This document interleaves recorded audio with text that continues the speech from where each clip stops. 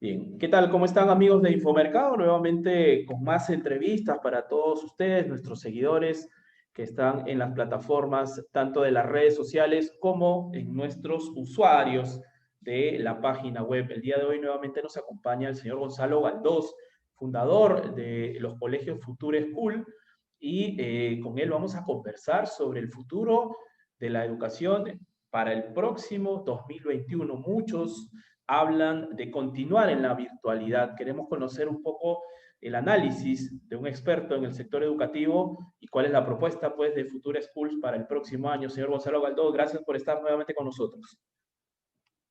Muchas gracias a ti, César. Muchas gracias por la invitación y un saludo muy especial a todos los seguidores de Infomercado, ¿no? Creo que es un medio que se preocupa por difundir aspectos importantes en relación al desarrollo de la nación y la educación, sin duda, es uno de ellos. Así es.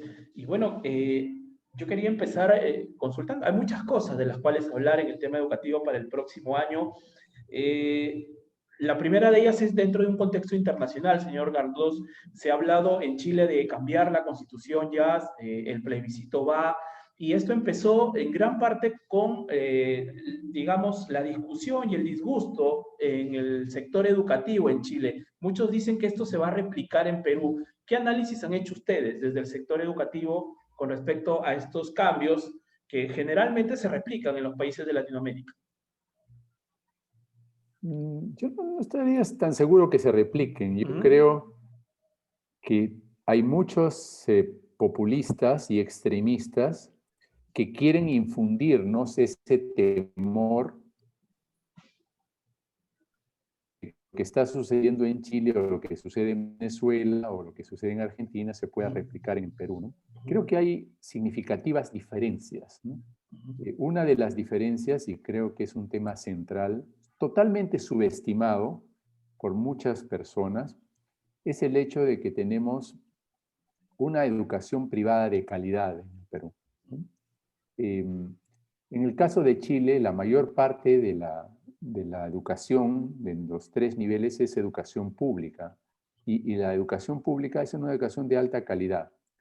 Los problemas centrales en el caso de Chile empezaron cuando, en forma inorgánica, se empezaron a generar unos costos realmente que no se podían afrontar en las becas estudiantiles en el sistema universitario. Es decir, se daban con mucha ligereza becas o créditos estudiantiles con periodos de gracia y después cuando salían los egresados del sistema universitario, ellos después de trabajar unos años se daban cuenta que no podían pagar cuando empezaban a cobrarse los intereses y el principal de la deuda del crédito educativo porque no les alcanzaba sus sueldos para pagar. Entonces fue una gran decepción y esto también tiene que ver con una participación de la banca y un encarecimiento inexplicable de una deuda crediticia o de un crédito educativo que debería ser para fomentar la educación de los que menos tienen ingresos y no como un sistema generalizado dando créditos a personas que después no lo van a poder pagar porque van a tener sueldos mínimos o sueldos muy bajos, como es lo que está pasando en forma general hoy en día en el mundo con los recién egresados. Claro, Entonces, es verdad. primero veamos eso, ¿no? Ahora, ya entraríamos en temas filosóficos, César. Yo creo que el extremismo siempre nos hace pensar que dos cosas centrales, ¿no? Nos hace pensar que nosotros no podemos cambiar el destino de nuestra nación porque hay siempre enemigos que les interesa que sigamos postrados en el subdesarrollo y en un régimen de pobreza. Y segundo, también la creencia de que cambiar la Constitución o que cambiar algunas normas, esto va a solucionar los problemas del país. Nosotros sabemos que eso no es así, ¿no? Tenemos un caso como Estados Unidos en el que ha habido una sola constitución, nunca se ha cambiado la constitución y es un país que tiene muchos los principios elementales de libertad, de democracia, ¿no? de autonomía. Y creo que ese es el otro extremo también que deberíamos contemplar en nuestro análisis. Claro. Yo no creo que el tema de Chile se vaya a repetir aquí porque tenemos una clase media emergente, emprendedora, que lo único que quiere es que la dejen trabajar.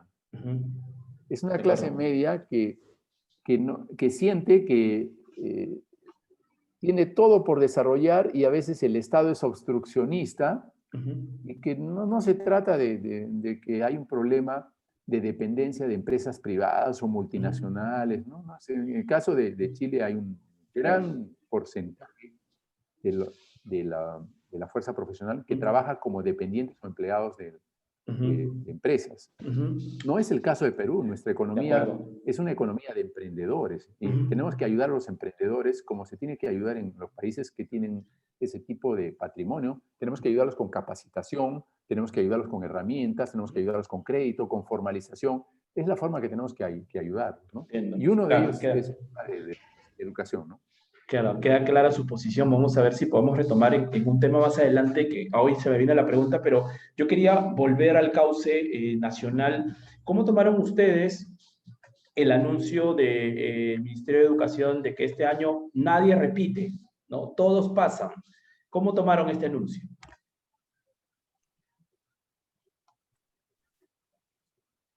Te voy a dar mi opinión personal sobre todos estos temas, ¿no? Porque es un poco controversial todos estos aspectos que mencionas y puede ser malinterpretada mi opinión. Quiero darte a título personal, pero déjame decirte lo siguiente, ¿no?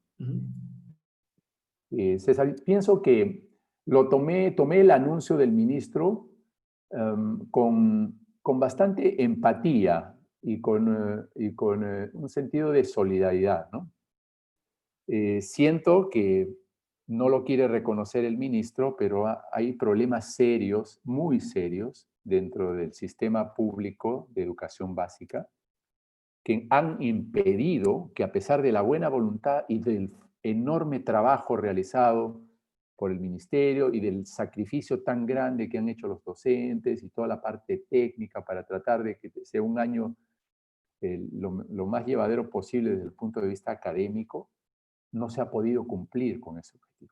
En otras palabras, el nivel de cobertura que ha habido, el nivel de asistencia de alumnos que han habido, el nivel de horas mínimas que se requerían para cumplir con el programa, no ha sido el debido.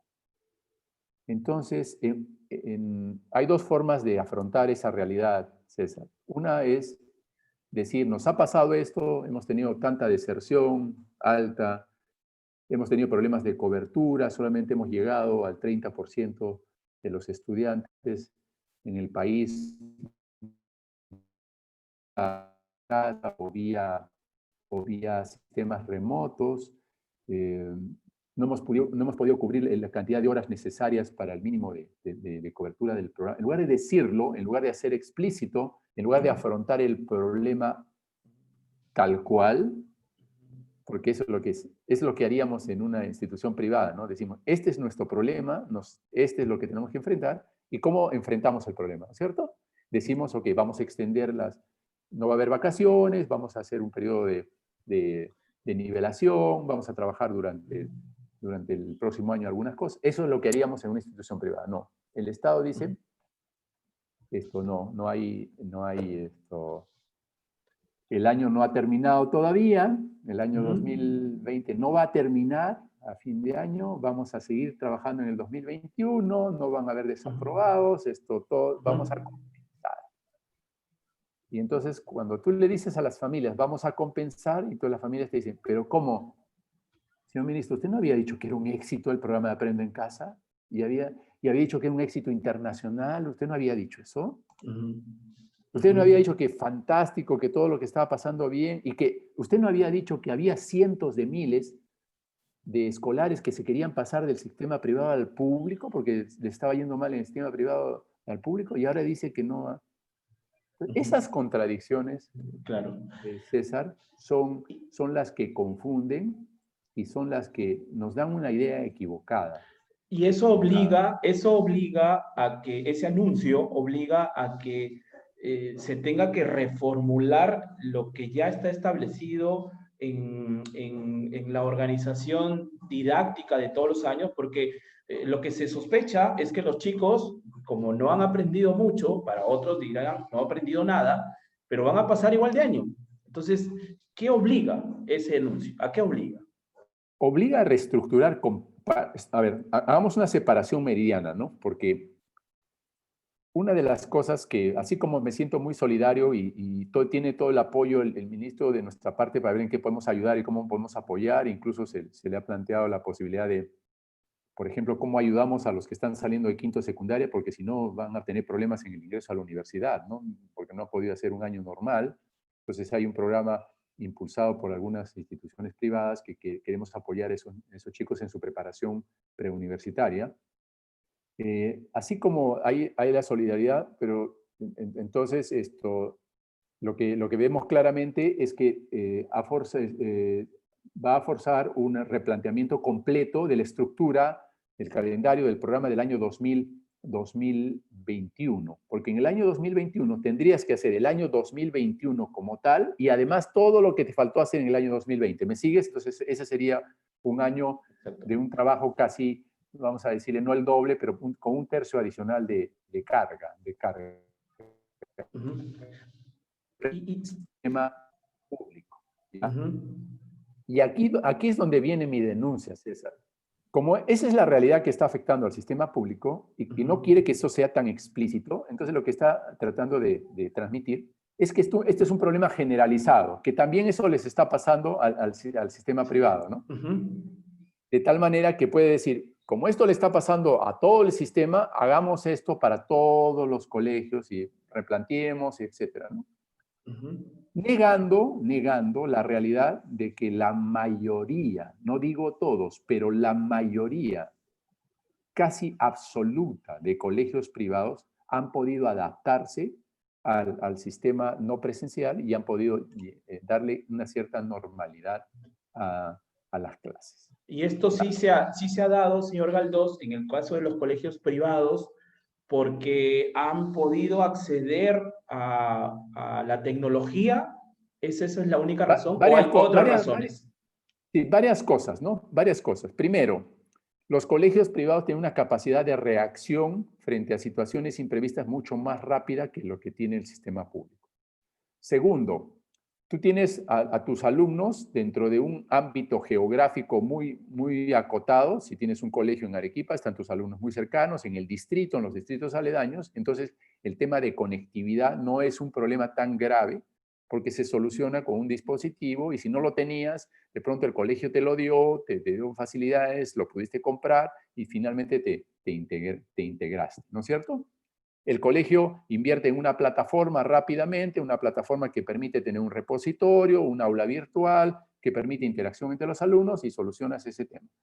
Te demoraste 1 o 2 meses en hacerlo, los profesores, bajo un régimen privado, reciben claramente directivas de cómo hacerlo, no hay marcha atrás, empiezan a transformar la clase, hay un sistema de seguimiento y incluso el ministerio da las normas y los estándares para la educación a distancia.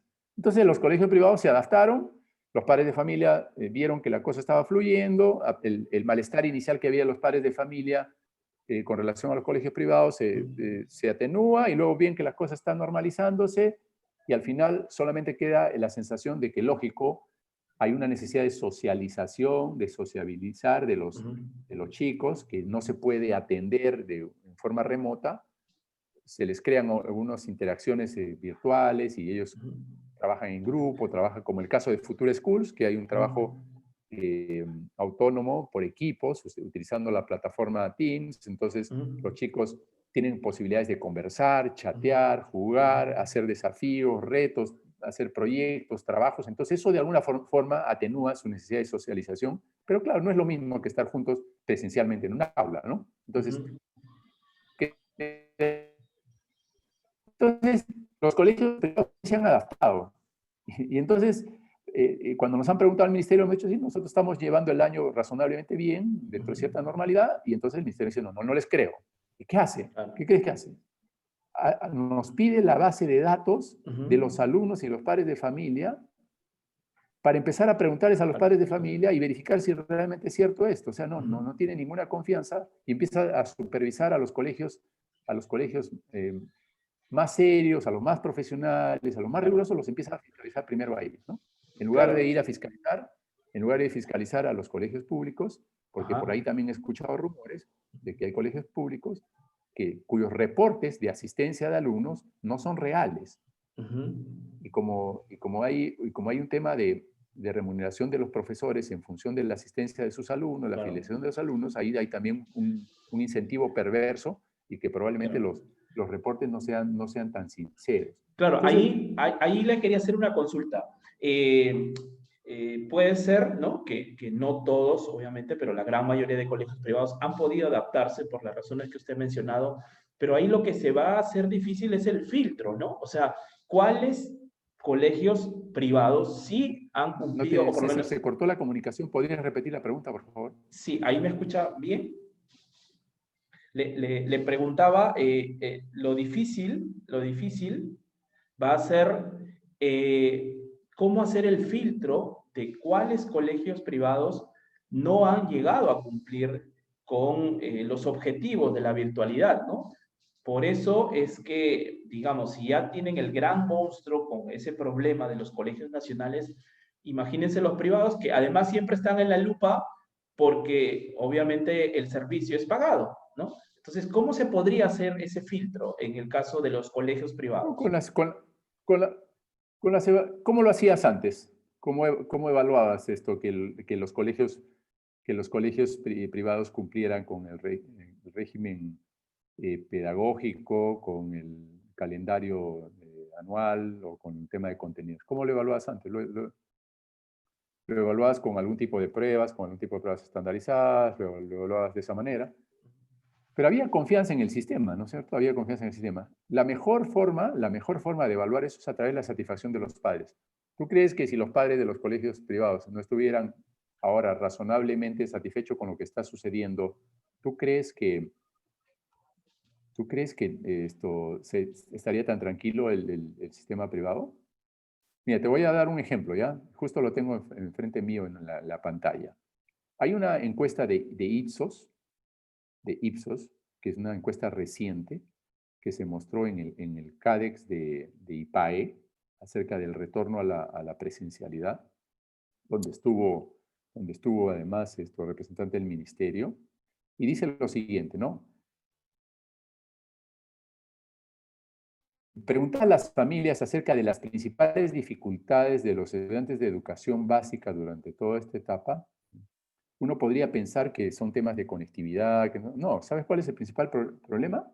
Ha sido dificultades para el aprendizaje autónomo. Es decir, en otras palabras, los chicos tienen que acostumbrarse a trabajar con un cierto nivel de autonomía, ¿no? Y metodológicamente no todos los colegios han formado a los chicos para trabajar en forma autónoma. Por darte un ejemplo, que en lugar de que el profesor esté hablando y transmitiendo conocimiento, les dé una tarea, un proyecto, un desafío, y ellos ya tienen que trabajar en equipo para resolverlo, ¿no es cierto? Esa metodología y esa modalidad ya la tenemos, por ejemplo, en Future Schools ya la tenemos desde que nació Future Schools.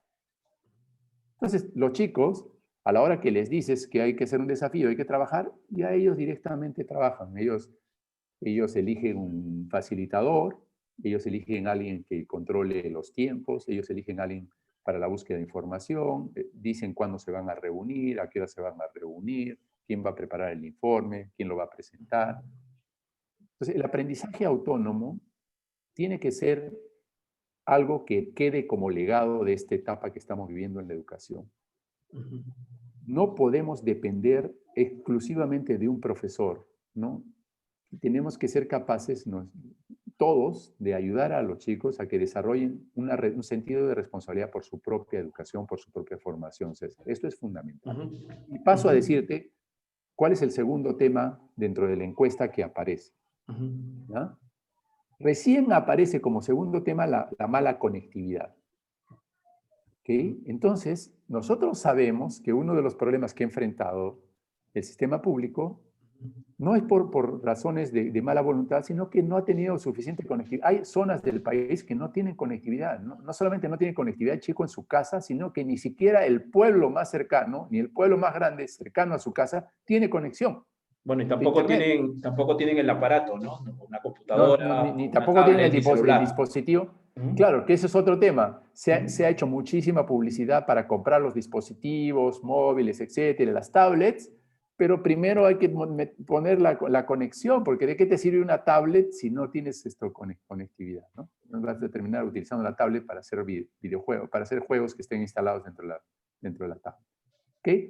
Entonces, la conectividad es un tema central y eso no se resuelve de la noche a la mañana y ese es uno de los grandes problemas que tiene el ujú, Estado para resolver el tema de cobertura del sistema educativo.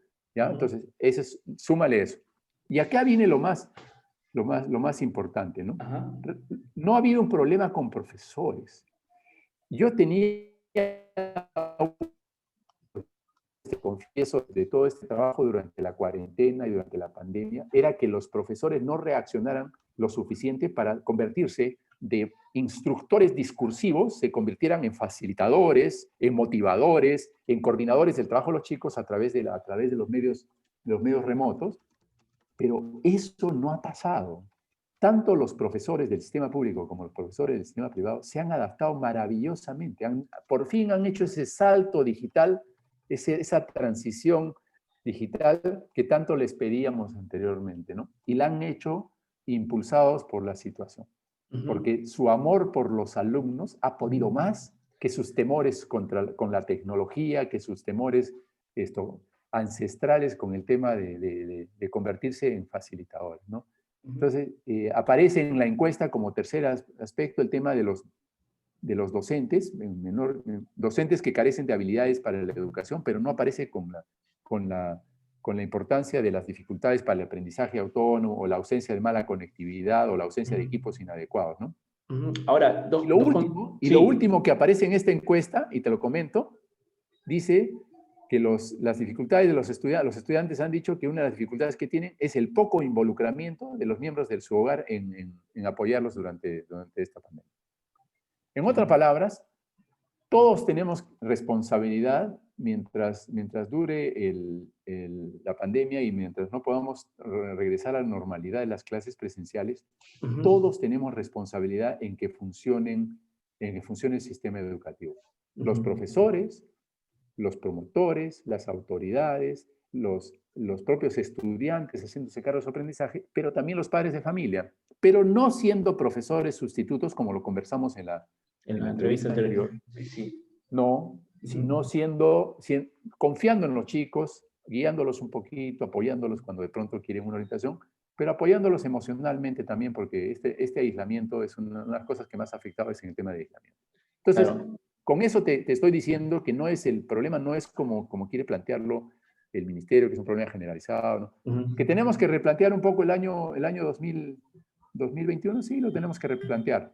Pero ujú. quien más tiene que replantearlo es el sistema escolar público y que no, pues, no, que no quiera meternos en la misma bolsa a la Ujú. fuerza solamente para encubrir algunas deficiencias que sabemos que no han sido su responsabilidad ni su culpa, son Claro. temas de años de Ajá. deficiencia de infraestructura, ¿no? Sí, yo tengo, por cuestión de tiempo, dos preguntas finales y la primera, en relación a esta última reflexión que acaba de hacer.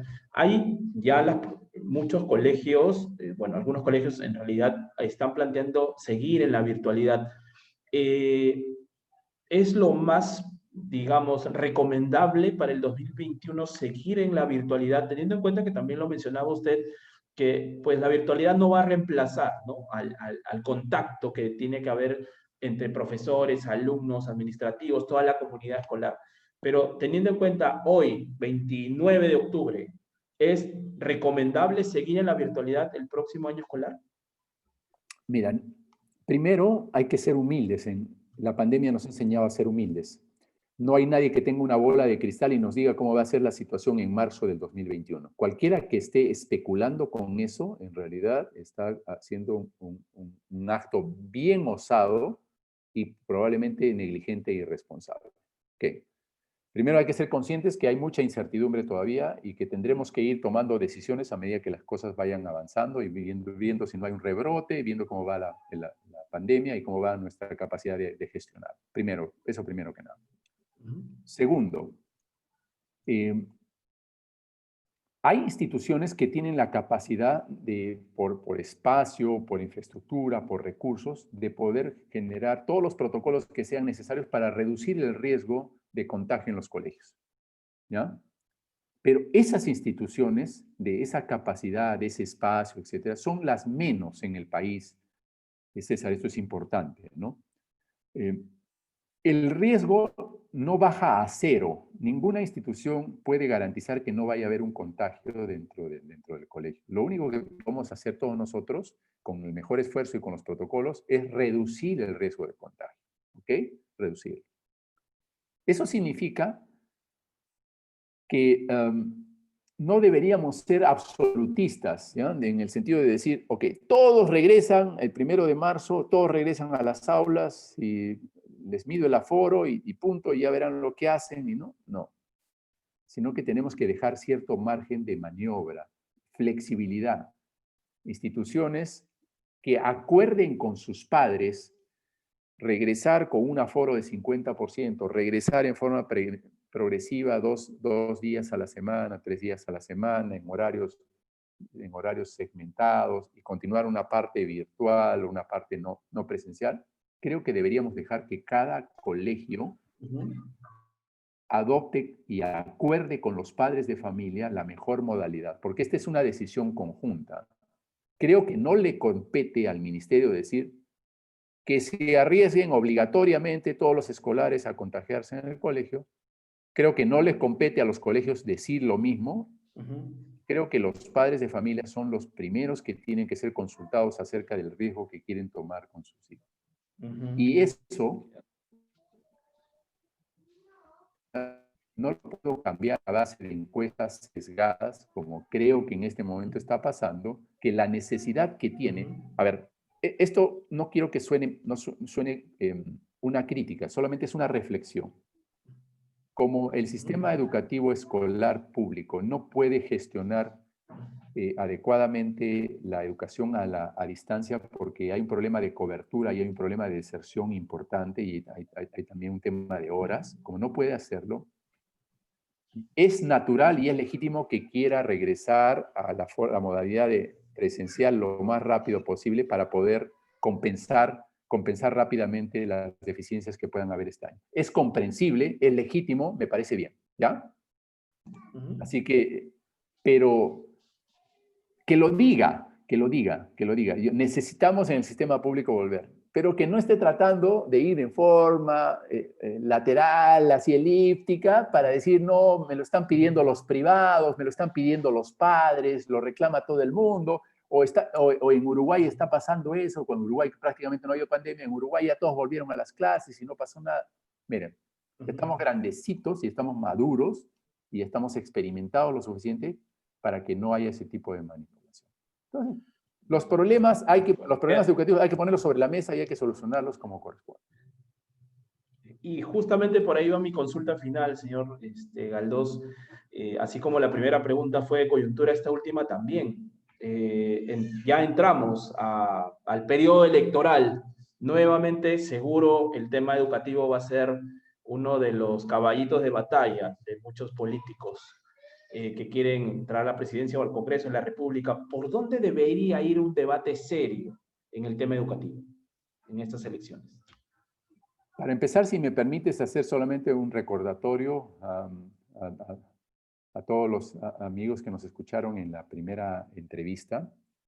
Te dije que el enfrentamiento entre padres de familia y colegios fue provocado por unos agitadores populistas que estaban buscando un lugar en el Congreso. Bueno, una de estas personas ya oficialmente es candidata a congresista, ¿ya? Con lo cual quiero confirmarte la forma tan burda, tan patética en que utilizan a la educación como una plataforma solamente para granjearse una posición en base a discursos que son irresistibles. El discurso de que la educación debe ser debe ser gratuita, debe ser de calidad y debe ser inmediata y para todos.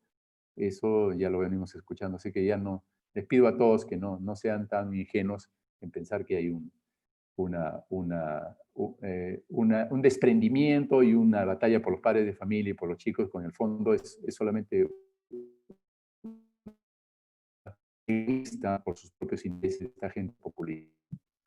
Segundo, en el tema de educación, mi mensaje siempre ha sido muy claro y por eso también me he granjeado algunas críticas. No es un problema de recursos, César. Los problemas de educación en el país no son un problema de recursos, son un problema de gestión, de capacidad de gestión. Es un tema de cómo hacemos que la burocracia del Minedu, en lugar de estar torturando a los privados, porque eso es lo que hacen, torturar a los privados, o culparlos de todos los males de la educación, o satanizarlos frente a los padres de familia, se dediquen a mejorar el sistema público, que eso es lo que necesitamos. ¿Por qué? Si no mejora el sistema público, la educación no va a ningún lado. No importa lo que hagamos los privados, no importa si somos los mejores de Latinoamérica o los mejores del mundo, tenemos que mejorar la educación pública, tenemos. Esa es una tarea para todos los peruanos. Entonces, por favor, a los políticos, a los populistas, dejen de atacar a la educación privada y hagan planteamientos de cómo mejorar la educación pública.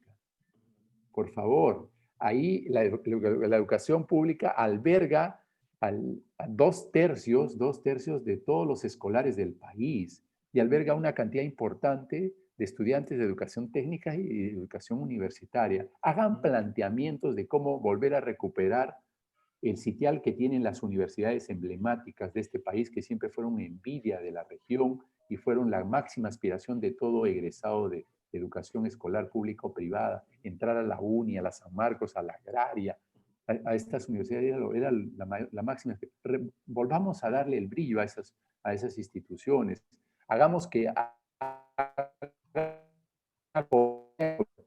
hagan planteamientos de cobertura y conectividad en todo el país, de cómo hacemos para evitar la deserción de estos chicos por razones económicas, esta enorme deserción que ha habido en el sistema público. Trabajemos en eso. No trabajemos un mensaje populista, presionando a los privados, porque la verdad que los privados, ya acostumbrados y con la piel dura por tantos ataques, lo único que hacen es galvanizarnos y saber que estamos contribuyendo con un granito de arena, pero que ese es el camino correcto. Imítennos en lugar de atacar. Y estamos siempre a la disposición porque esta educación en el país tiene que construirse en forma conjunta. Y esperamos que un nuevo gobierno entienda la importancia de trabajar en una forma conjunta y no decir que estás abierto a trabajar en forma conjunta, pero por otro lado estás torturándolos con normativas o estás torturándolos con fiscalizaciones o con ataques de datos. De acuerdo, queda clara la posición. Entonces, señor Gonzalo Galdós, le agradezco como siempre. Hay muchísimo que conversar siempre sobre estos temas y seguro habrá una nueva oportunidad para seguir reflexionando y conversando un poco sobre estos agudos y peleagudos temas de la educación. Muchísimas gracias. Sí, y solamente decirte que te agradezco mucho y creo que puedo transmitir esto con bastante seguridad en lo que te digo, porque en la práctica lo hacemos en Futura Schools. No solamente tenemos un reconocimiento internacional por el BID de ser una de las instituciones más innovadoras de América Latina, sino que tenemos una operación en 6 ciudades del país, conocemos la región, las regiones, conocemos la idiosincrasia del país y atendemos a muchísimas familias con un sistema que les da a una pensión justa, les da una educación de alta calidad a la clase media emergente. Entonces, habiendo demostrado que eso es posible y que es algo que podría ser imitado por el sistema público, nos sentimos con la autoridad para hacer estas críticas, que son críticas constructivas, siempre con el ánimo de seguir mejorando la educación en nuestro país. Muchas gracias, César, por tu invitación. Muchísimas gracias, señor Galdós. Nos estamos viendo. Hasta una próxima oportunidad. Nos vemos. Hasta luego. Hasta luego. Gracias.